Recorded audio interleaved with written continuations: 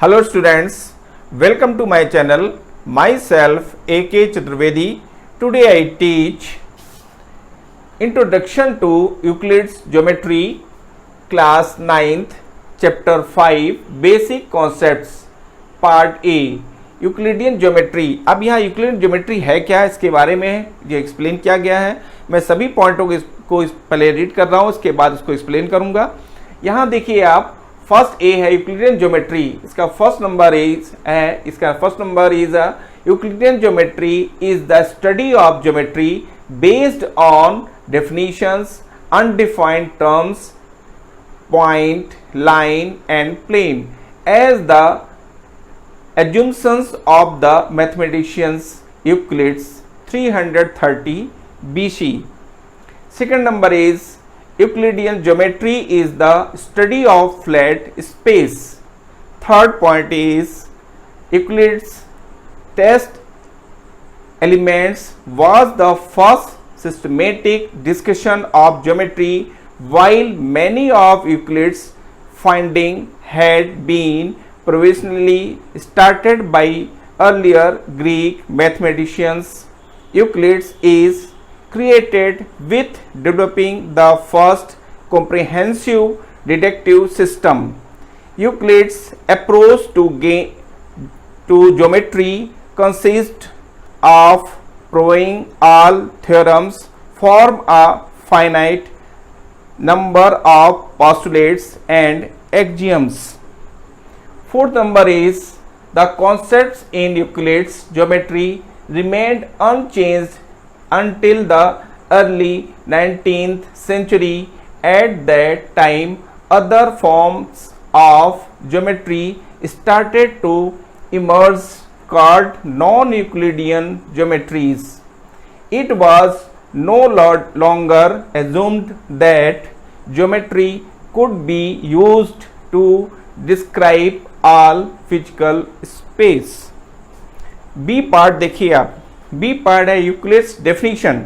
Euclid definitions को यहाँ पर देखिए एक्सप्लेन किया गया है कि Euclid definitions, first point, the Greek mathematicians of Euclid's theorem of geometry as N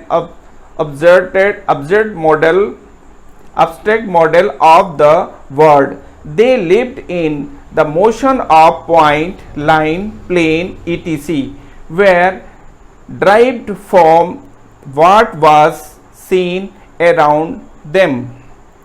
Second number is Euclid summarized these notation as definition. A few are given below.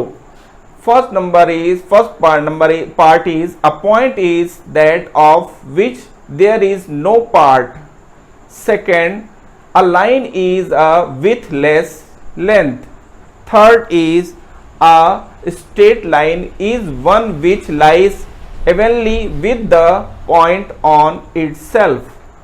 Fourth is the extremities of lines are called points.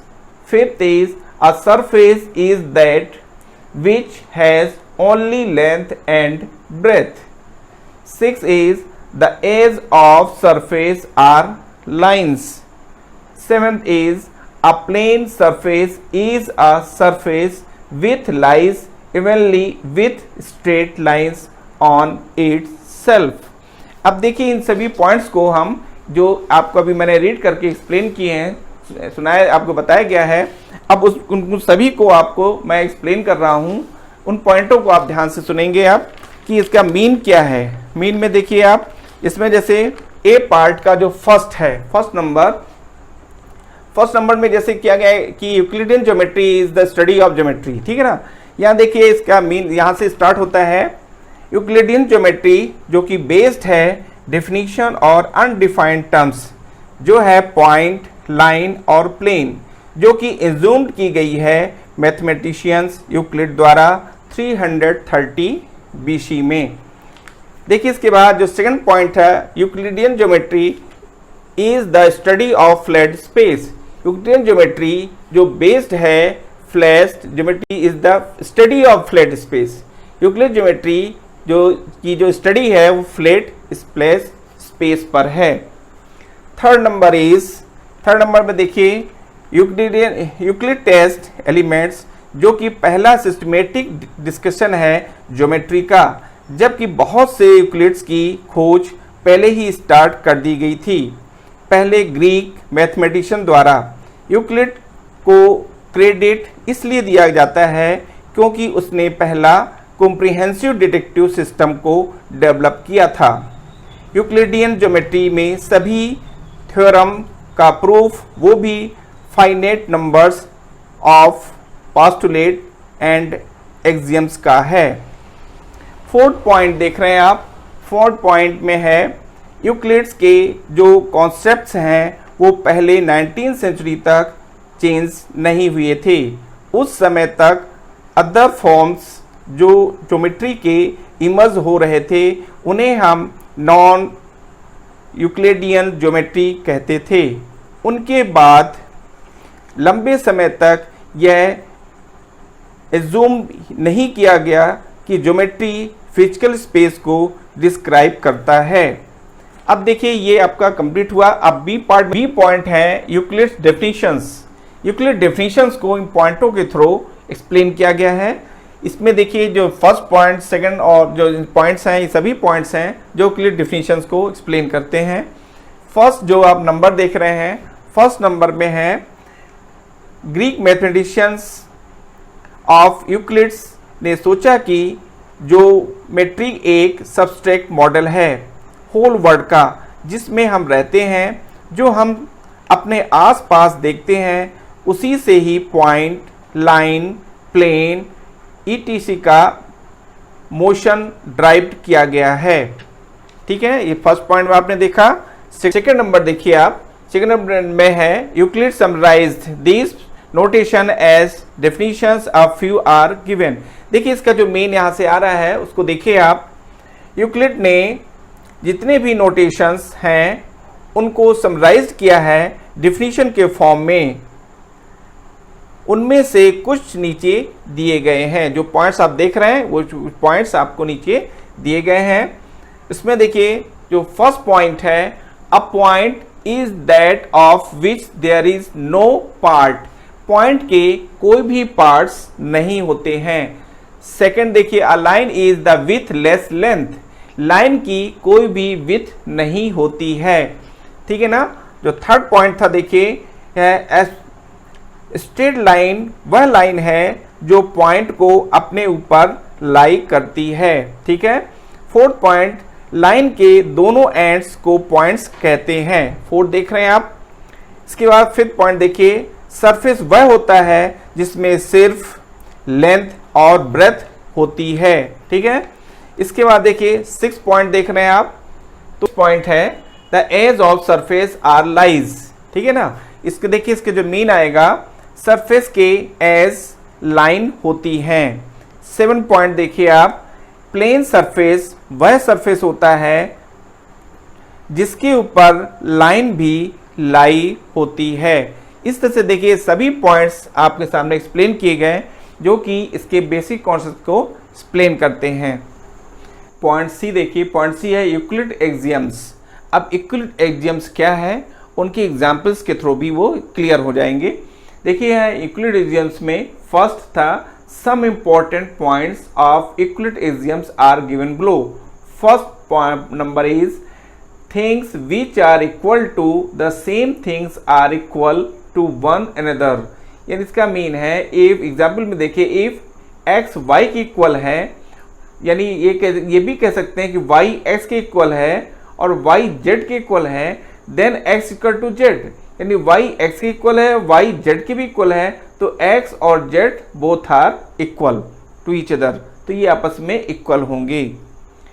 Second देखिए, if equal are added to equal then whole are equal. अगर कोई two equals numbers हैं और उनमें हम equal number से ही add करते हैं तो उनका जो होल आएगा, उनका जो सम आएगा वो भी इक्वल होगा, आपस में इक्वल होगा, equal to each other, right. Third point, if equal are subtracted from equal then reminder are equal. अगर कोई टू नंबर्स इक्वल हैं और उनमें हम इक्वल नंबर से ही सब्ट्रैक्ट कर रहे हैं, जैसे -2 -2 4 = 4, 4 - 2 4 - 2। ठीक है, 4 इक्वल टू 4 2 इक्वल नंबर्स हैं और में इक्वल नंबर्स यानी 2 से हम सब्ट्रैक्ट कर रहे हैं, ठीक है ना। तो उनका जो रिमाइंडर है वो भी इक्वल होगा, यानी 4 - 2 इक्वल टू 2, 4 - 2 इक्वल टू 2, यानी 2 इक्वल टू 2। इसका मीन ये है। फोर्थ देखिए आप, फोर्थ है things which coincide with are another, ठीक है ना, things which coincide with one another are equal to one another. देखिए इसमें क्या है कि एक नंबर देखिए, आप देखें रेक्टेंगल है, रेक्टेंगल में A B C D E F G H और आई जे के एल 3 रेक्टेंगल्स हैं, तीनों की देखें, तीनों की लेंथ और ब्रेथ सेम है। जैसे इसमें देखिए डी सी की 1 सेंटीमीटर, या एच जी की 1 सेंटीमीटर और एल के 1 सेंटीमीटर। इनकी जो विथ है वो है 0.75 सेंटीमीटर, 0.75 सेंटीमीटर, थर्ड की भी 0.75 सेंटीमीटर है, ठीक है ना। अगर ये इक्वल हैं तो इनकी जो लेंथ है, यानी देखिए ये जो रेक्टेंगल है वो इसके इक्वल है, ये रेक्टेंगल इनके भी इक्वल है, तो ये भी रेक्टेंगल जो है आपस में इक्वल होंगे। सेकंड वे पे हम ये कह सकते हैं कि अगर आई जे के एल जो रेक्टेंगल है वो ई एफ जी एच के इक्वल है और यही आई जे के एल जो के एल है वो ए बी और सी डी के इक्वल है, तो A B C D equal होगा ई एफ जी एच के, यानी ए बी की जो लेंथ है वो एच जी के यानी ई एफ के लेंथ के इक्वल होगी, ए बी की लेंथ ई एफ के इक्वल होगी, ठीक है। अब देखिए here each rectangle fit exactly, so all rectangle have equal, ठीक है, parameters to line segment AB and EF coincide, so all rectangles have equal perimeters, two lines segments AB and EF coincide, so AB is equal to EF is equal to 1 centimetre. जो मैंने आपको explain किया वही यहाँ words में था, जिससे मैंने आपको फिगर के थ्रू इसको एक्सप्लेन किया, ठीक है ना। फिफ्थ पार्ट देखिए, the whole is greater than the part, जो होल है वो एक ग्रेटर पार्ट के इक्वल होगा, ठीक है ना। द होल इज ग्रेटर, ठीक है ना, then the part. 6 is things which are double of the same thing are equal to one another. देखिए इसमें है जैसे A B equal to 2.5 centimetre है, P Q 5 centimetre, R S 5 centimetre. Means यहाँ A B जो है वो यानी पी क्यू कह लीजिए कि पी क्यू ए बी की डबल है, या ए बी पी क्यू की हाफ है। आप ऐसे भी कह सकते हैं कि ए बी पी क्यू की हाफ है, या आप ये भी कह सकते हैं कि P Q equal to R S और पी क्यू इक्वल टू मतलब कि 2 times A B, P Q A B की जस्ट डबल है, ठीक है ना, और आर एस पी क्यू के इक्वल है, यानी since P Q equal to 2 times A B, R S equal to 2 times A B, R S भी ए बी की 2 टाइम्स है और पी क्यू भी ए बी की 2 टाइम्स है, यानी जस्ट डबल है, ठीक है ना। देयरफॉर अगर ऐसा है तो therefore P Q equal to R S equal to 5 centimetre, तो पी क्यू आर एस के इक्वल होगी, जो कि 5 सेंटीमीटर के इक्वल है, ठीक है। 7th पार्ट देखिए आप, things which are half of the same thing are equal to one another. यहाँ देखिए ए बी जो एग्जाम्पल्स में देखिए आप, ए बी क्या है 4 सेंटीमीटर है, P Q 2 centimetre, R S 2 centimetre है, ठीक है ना। तो यहाँ पी क्यू देखिए, पी क्यू ए बी का क्या है हाफ है, और इसी तरह से आर एस ए बी का हाफ है, यानी P Q R S, P Q और आर एस है वो बोथ ए बी के हाफ के इक्वल हैं। Then P Q equal to R S, इसलिए पी क्यू जो है वो आर एस के इक्वल होगा, यानी P Q equal to half of A B, R S equal to half of A B, then P Q equal to R S, तो P Q R S के equal होगा, ठीक है ना। और वो किसके इक्वल होगा, 2 टाइम्स 2 सेंटीमीटर का, यानी कि P Q R S equal होंगे और वो 2 सेंटीमीटर के इक्वल होंगे, ठीक है ना, यानी P Q R S equal to 2 centimetre, ठीक है ना। पी क्यू आर एस दोनों इक्वल होंगे, उनकी लेंथ कितनी है 2 सेंटीमीटर है, इसलिए पी क्यू आर एस किसके इक्वल होंगे 2 सेंटीमीटर के इक्वल होंगे। अब यहां देखिए आप डी पार्ट में यूक्लिड्स पोस्टुलेट्स, जो यूक्लिड्स पोस्टुलेट्स हैं उनके बारे में देखिए आप। Postulate first, a straight line may be drawn from only one point to any other points. First postulate देखिए, a straight line many be drawn from only one point to any other point.